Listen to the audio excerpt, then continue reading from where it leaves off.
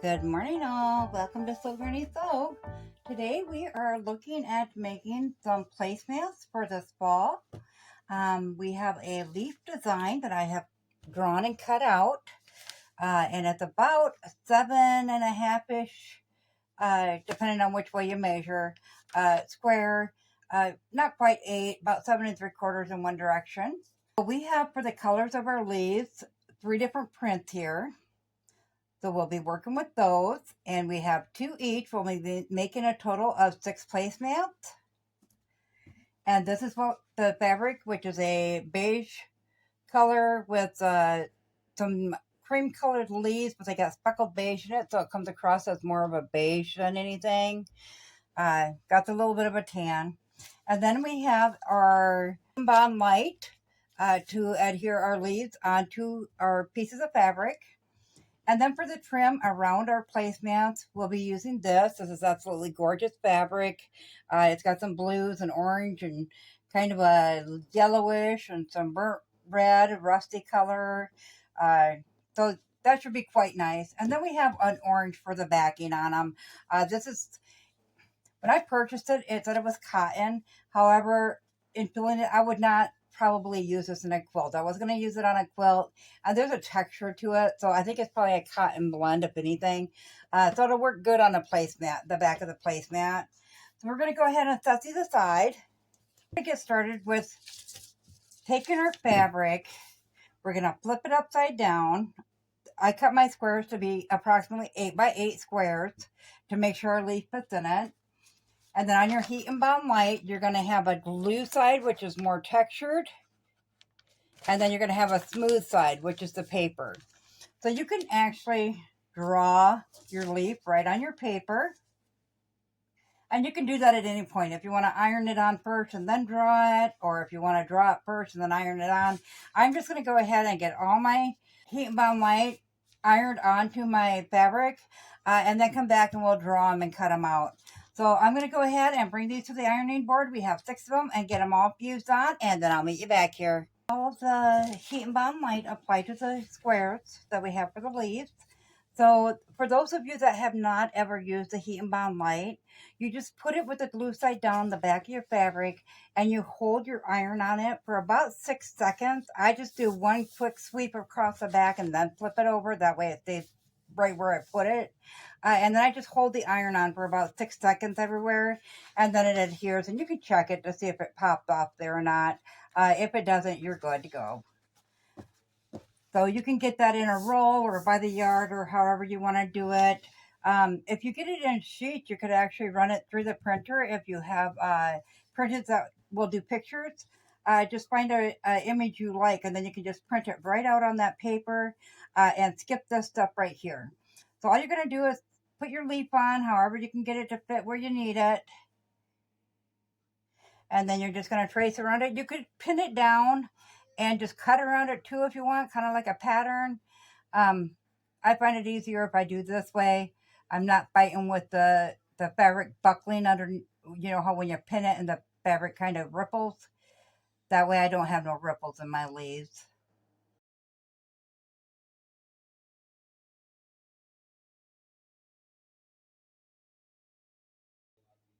So what are the projects everybody's making to get ready for fall this year? You'll have to let me know in the comments below. I've been busy with some fall table runners and some coasters. And I thought, well, my daughter had asked me if I ever make placemats with the runners. And I thought, well, no, I haven't yet, but why don't we do some up? So that's where this idea came from.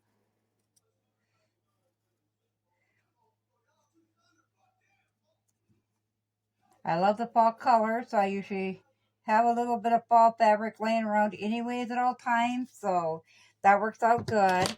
So then you're just going to take your scissors, of course, and cut around it.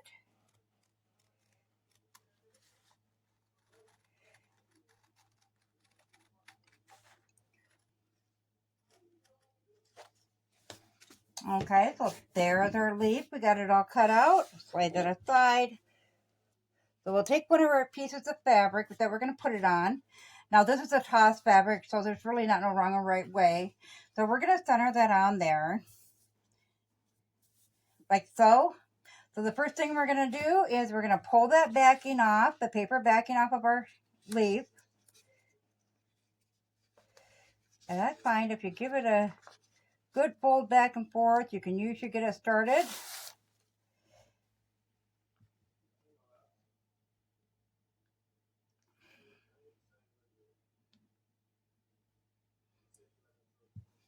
Okay, and we're just going to bring that back over to the ironing board, and we're going to hold the iron on there for about 10 to 12 seconds this time until it fully adheres, and then I'll meet you back here.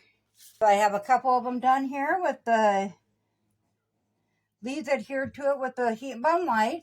Once you have your leaves or whatever shape you're utilizing adhere to your fabric, we're going to take it to the sewing machine and we're going to put it in a very small zigzag stitch, and we're going to go all the way around the leaf. And then we're going to also do a straight line to put the lines in the leaves. So I'll bring you over there and we'll go ahead and get started. Go ahead and get started. I am just going to line up my center line on my foot bead to be right along the edge of my fabric here. So we'll go ahead and get that centered on there. Go ahead and put our needle down, and I have mine set on a 2.5, 1.4 on a zigzag. So we're going to go ahead and get started. Back stitch a few.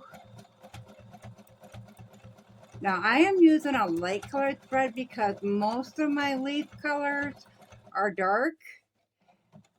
However, you could use a bright orange if you wanted, or something that contrasts with your fabric a little more. I wanted to keep mine really simple. When you get to a corner there, you're going to go further in because your zigzag stitch is going to cover back that way and it won't leave a gap in it. And you're just going to follow along that and keep turning your fabric as you go around.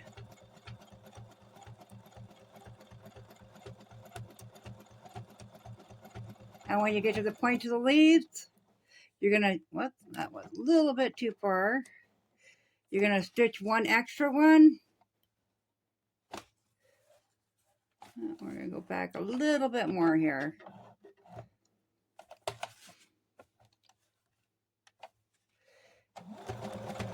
That way you're getting the full tip of the leaf in there. You just want to make sure your fabric stays lined up with whatever mark you're using on your foot or on your sewing machine. And you always want to end the point with your needle on the tip of the point. And you want to end your indents with your needle inside on top of the leaf or whatever shape you're doing.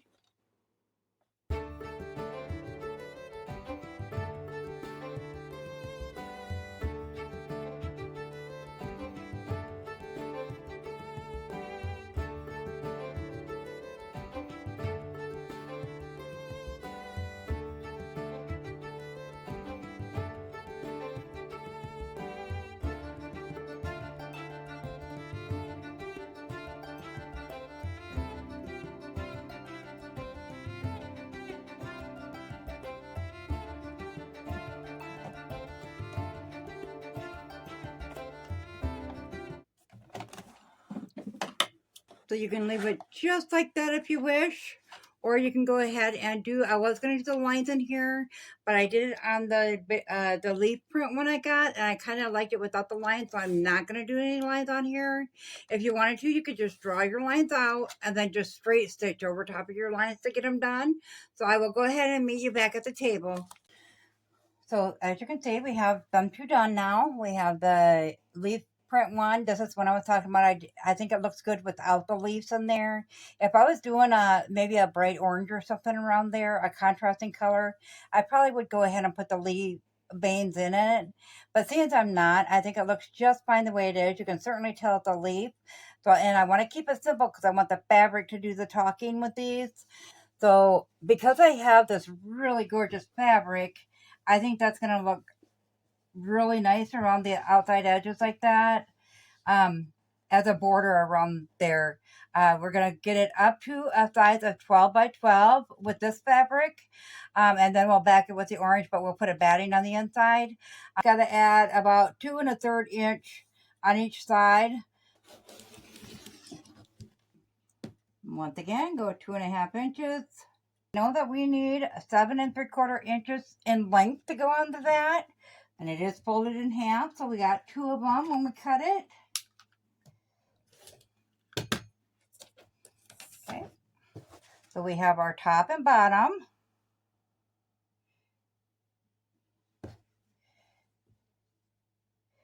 We know that we need 2 that are 12.5 yet.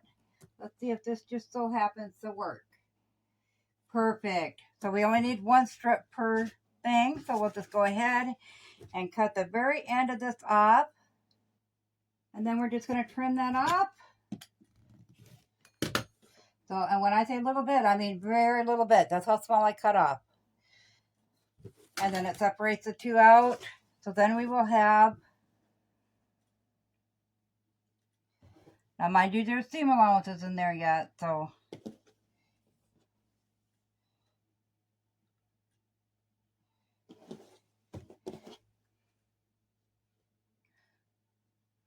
Then our placemat will look like that. So we'll go ahead and sew these 2 on first. And then iron those flat, and then we'll come back and get the other 2 on. And I'll meet you back here. The top and the bottom on. We do have a little overage on this side, so we're going to trim that up quick.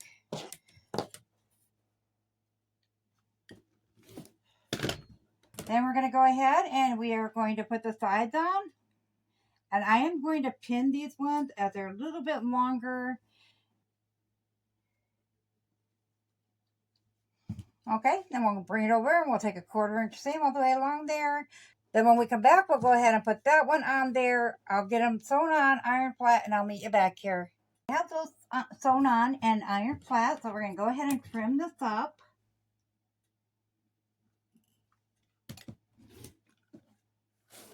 Okay, so we have it all nice and squared now.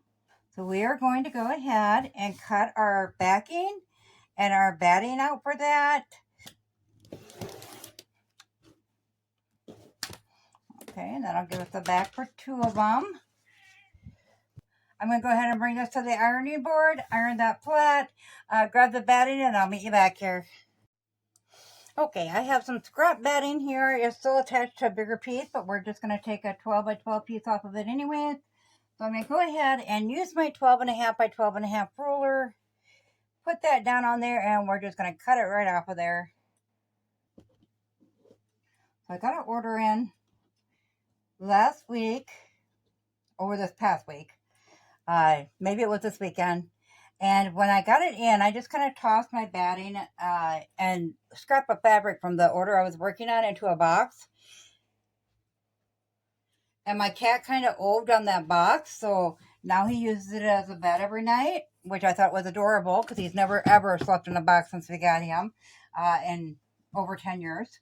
So that was kind of cute, but now I have someplace to go with all my scrap batting because he has decided he's going to take that over. Trim this batting down to the size of that first so we can see what we're doing on the other side.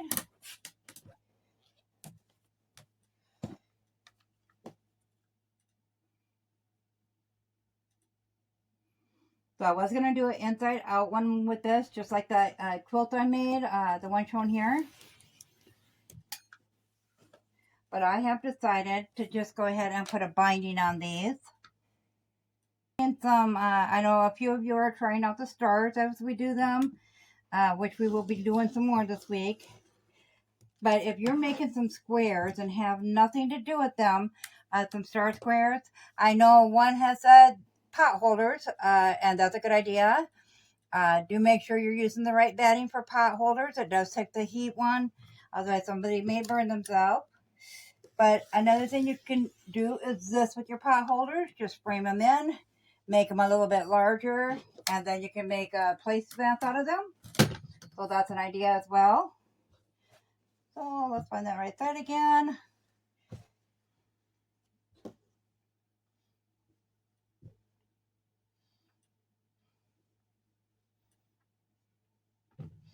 And now that we got them all together, we're going to go ahead and stick some pins in.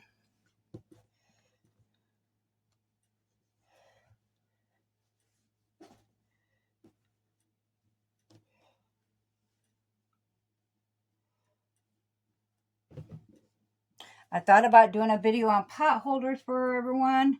However, I don't have that batting in either. I haven't done pot holders in years, but I am thinking about it, so I will probably order some of that batting in, so we have that on hand as well. One of these days, we're going to have to use up that drawer full of quilt blocks I have in there, random quilt blocks from doing different ones. So that would be a good idea to do some pot holders.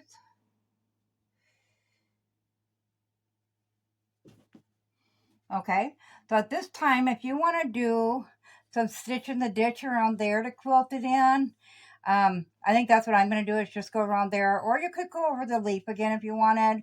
Or you could save doing the binding of the leaf for this part here and then quilt it in.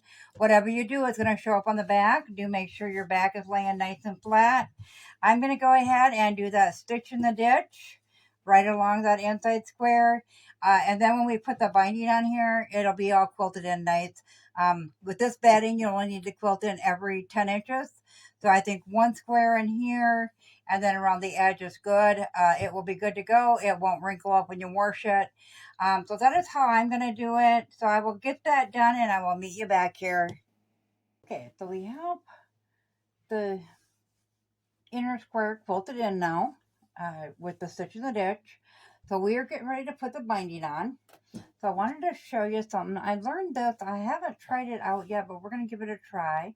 So I cut a 1.5 inch strip of the same fabric that the inside square is made out of to do the binding with. So I put right sides together, start away from the corner so we don't have to fuss with the ending plus the corner at the same time. 1/4 inch seam all the way along. And I have taken my ruler, and you want to put that down to the edge of your fabric. You want to mark out a 1/4 inch, and that's where you're going to stop sewing at. So you're going to back stitch at the beginning, so your 1/4 inch seam till you get there, back stitch again, and you're going to take it off. And when you do that, I'm going to show you quick. So it'll be stitched up to there. Then you're going to turn your fabric at the end and lay it that way, and line that up once again. And then you're going to go ahead and take your 1/4 inch seam all the way along there until you get to the other end, which you're going to have marked with a 1/4 inch, and you're going to do the same thing again. And that's supposed to make it so it has perfect corners when you flip it around to the front side to sew that on. So we're going to go ahead and get this started. I'll go down to the 1/4 inch mark back stitch, and I'll come back and I'll show you how to do that next. That's sewn on with a 1/4 inch seam down to that 1/4 inch mark. Then we're just going to flip that up. Bring it all the way, bring that peak all the way down to the corner. And flip that up like that. And lay that down. And line that up with the bottom edge again. Then we're going to go ahead and pin that into place.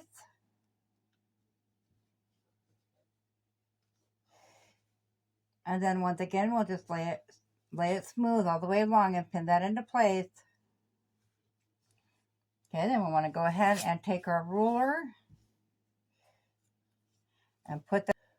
So we're going to lay it along this edge here to do this side. We're just going to mark that 1/4 inch mark. So we're going to sew a 1/4 inch all the way along there until we get to this mark here. And then we're going to back stitch and take it off again and do the next side. So I'm going to go ahead and do this all the way around. And when we get to the end there, I'll meet you back here. So I got this side done and I got that corner ready to go. But we are at the end, and I forgot to leave that end up. So I had stitched it down. So I had to pick the stitches back out. So we're just going to flip that back that way. And then we're going to overlap it a little bit. And we'll put a pin in there and we will trim that down. I'm trying to make it as beginner friendly as possible. There is a correct way to do that.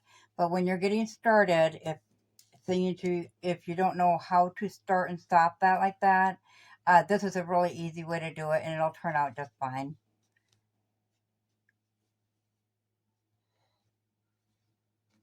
Okay, so we'll go ahead and we'll trim that back a little bit.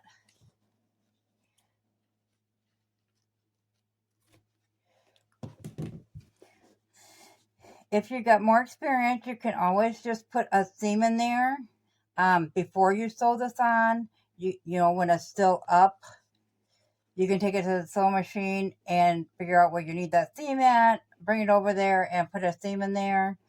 But I think it's just as easy if you're just starting off. I did it for years before I learned how to do it, to just fold it over like that. You do got a little more bulk there, but it'll be fine.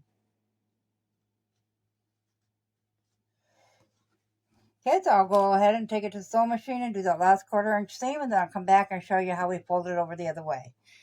So we have it all sewn in now. So now to turn it the right way, we're just going to flip it all over. And I like sewing the back on because then I can kind of tell what I need or what I have for the front.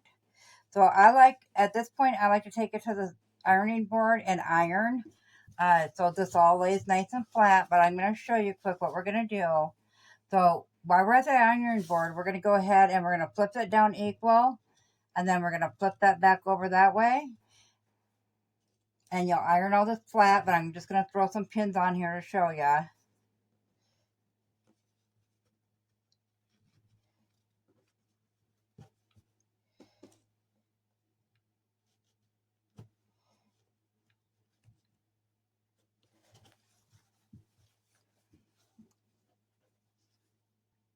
You just want to make sure that you're covering up that seam from sewing the back on. You want to make sure you're going over top of that seam so it's covering it up.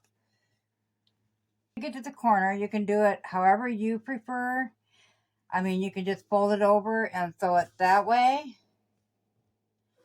Or you can make a nice mitered corner. You take it and lay it flat and fold it all the way along so it's straight out like that, and then flip it back on to the thing.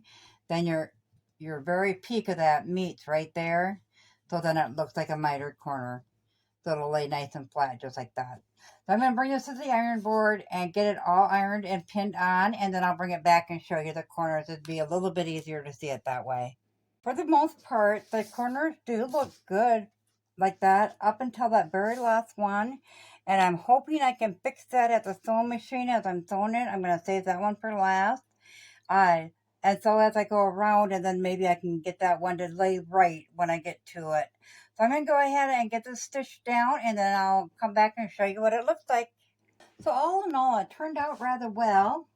I did get a little pointed at that corner. Other than that, it looks good. I did get that corner to work out after all. There's a little bit difference there, not much. So it did work out fairly good at the end. That is what the back looks like. Well, minus that piece of fuzz. So that is what the back looks like. So that turned out as well. So let me know in the comments below what you guys think. Go ahead and try to make one of these because they sure are nice. You could use this on a dresser to put stuff on, as a placemat. You could actually make a longer one, make a table runner, or even just use it as a quilt block. I mean, it's perfect for that too if you want a quilt to toss on your couch for the holiday season. As always, guys, if you found this video useful, go ahead and give it a big thumbs up. It really helps our channel grow. If you haven't subscribed yet, go ahead and hit that subscribe button because we'd love to have you here at Sew Granny Sew. Thanks all. Have a good day. Bye.